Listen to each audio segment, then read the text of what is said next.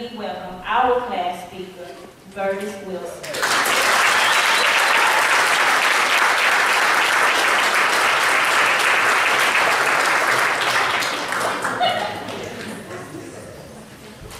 Wow. And happy birthday again to you. Most definitely. Well, that was a wonderful introduction. I had some butterflies, but after the introduction, I'm okay now. I wish I could take Constance along with me everywhere I go to speak and make that introduction. Good afternoon. Good afternoon. Thank you to our directors that are here, our bureau in chief, our other executive officers, our fellow City of Houston employees, co-workers, colleagues, executive management, and friends. And last but not least, our City of Houston class of 2018.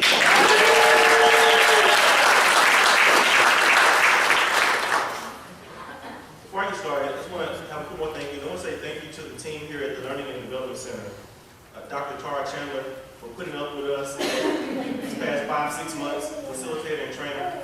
Ms. Karen Harris, trainer administrator. Dr. Tony Cross, Mr. Tony Cross, training administrator. Mr. Tony Bolar, administration manager. Ms. Kelly Shrek, division manager. As well as the City of Houston men and women, subject matter experts who volunteered their time to teach the classes about policy, procedure, emotional intelligence, ethics, problem solving, leadership in public service, and much more these past 18 weeks. Also, I would like to thank and acknowledge my City of Houston Public Works team for their continued support. Anyone from Public Works, can you please stand? Deputy Assistant Director,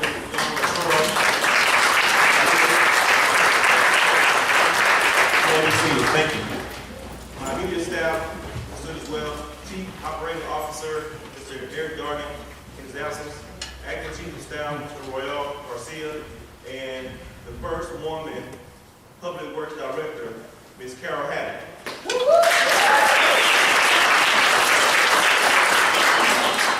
In the words of Director Haddock, we got this. I dedicate this speech to my graduating CAPS class, Houston's next generation of leadership, and also to my mother, Ms. Gwen McGowan, public servant, who works for the City of Houston Police Department, 32 years in counting.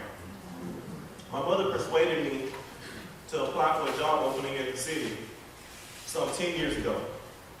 In my 10 years here in this organization, I have had the opportunity to observe many leaders who have used different styles and techniques to reach their mission, plans, goals, and objectives.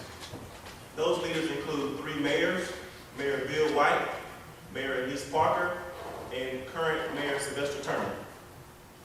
Within Houston Public Works, I have observed and followed the leadership of 5 directors, as well as worked with numerous deputy directors, managers, and supervisors. Although each leader I just referenced are different, they all have similar common leadership qualities that make them successful. Vision, preparation, communication, being able to deal with challenges, being able to adapt to challenge, to change, persistence, and impact. During this 18 weeks CAPS program, my classmates and myself were positioned and challenged on many occasions to display some of these leadership qualities, both in the classroom and in our respective departments. In CAPS class, the instructors, my classmates, and I all shared experiences and offered each other guidance. Believe it or not, in a couple of class sessions, some of us even shed a few tears. Don't worry, I won't point you out. My classmate Mark. Just kidding, it wasn't Mark, it wasn't Mark.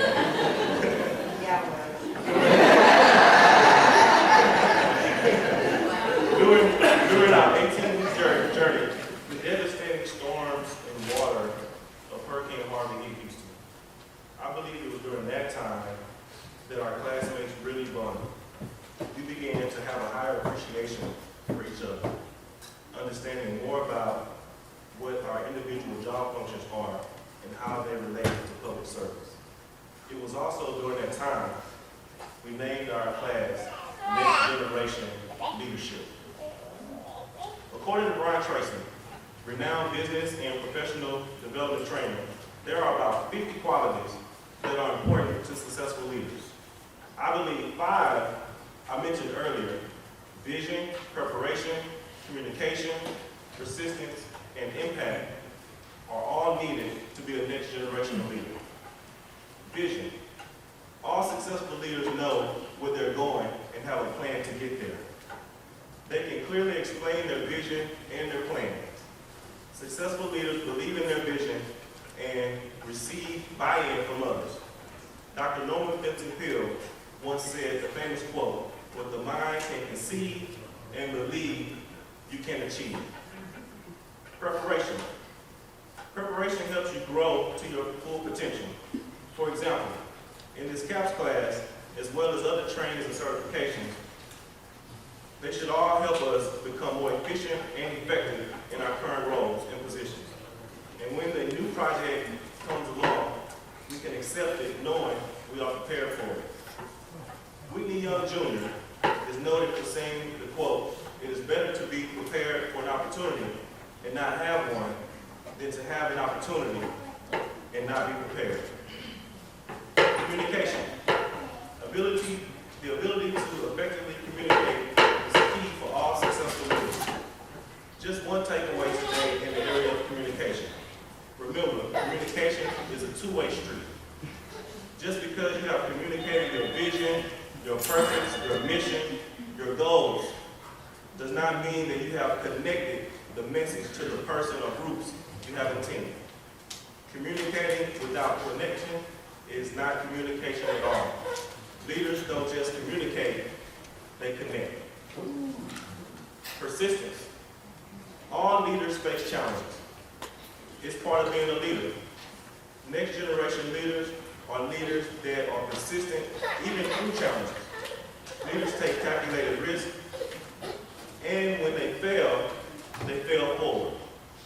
I once seen a commercial by Nike with Michael Jordan. He was getting out of the limousine, headed into a stadium.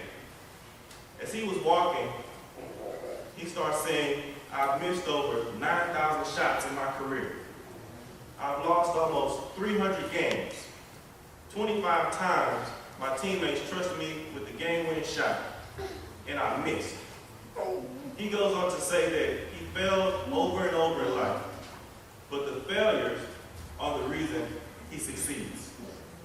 As I come to a close, I can see some of you in your seats saying, "Most frontline supervisors and managers, they're not leaders, neither are we expected to be." My reply to you is this: being a leader doesn't require a specific title, and having a title doesn't make you a leader. You can lead from where you are. Here are 3 trait comparisons to perform when differentiating leaders from managers. Managers administer. Leaders administer, but they also create. Managers react. Leaders react, but they also are proactive. Managers follow procedures. Leaders follow procedures, but also set the pace. Eric Dargan once said, "Leadership is not a noun, it's a verb." John C. Maxwell may have said it best when driving home this idea, when he said, "Most people can steer the ship." We talked about ship just a minute ago, Director Williams. But it takes a leader to chart the course. About once a week, I receive an email announcing a retirement or a funeral regarding a fellow City of Houston employee. This leads me to my last question for you and for myself. How do you want to be remembered when your tenure here at the City of Houston is complete? What mark, what impact will you have made to your work group? Does anyone even know that we are here, that we were here?